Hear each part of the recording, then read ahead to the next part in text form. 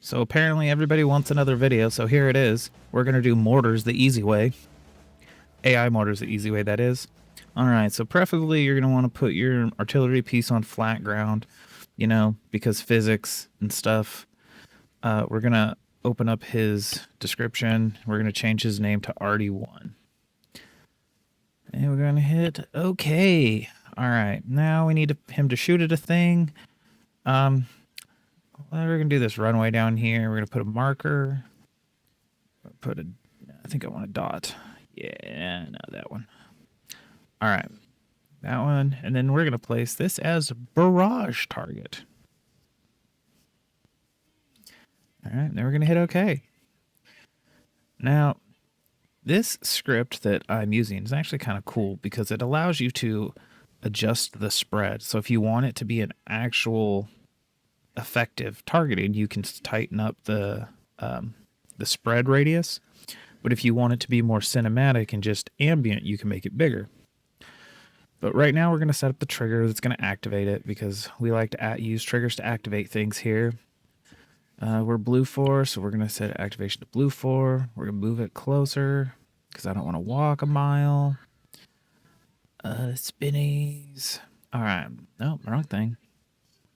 All right, so then we're going to post this code in the... Yep. And then we're going to add a hint to let us know the code is activated. It says fire mission. Or fire mish. Or fire miss. Whatever. And we're going to hit OK. And we're going to test. So we should run forward and... Huh. Didn't work. Oh, shoot. I know why. Hold on. Let me fix this real quick. Yeah. No, that's right. That's right.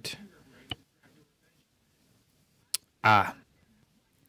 Sometimes this is a problem. So we're just going to delete that. And then we're going to do the scenario. And then, hey, look, fire mission started. So let's run up to where the artillery guy is.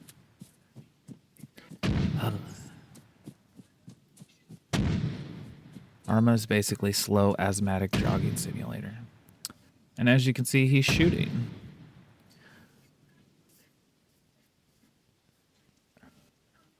So if we wait and look, we'll see the round's impact on where the marker was. This is pretty useful if you're trying to make things scripted and reliable. The other thing, too, is that I'm going to start posting videos about the codes I use in a separate video, so that link will be in the description.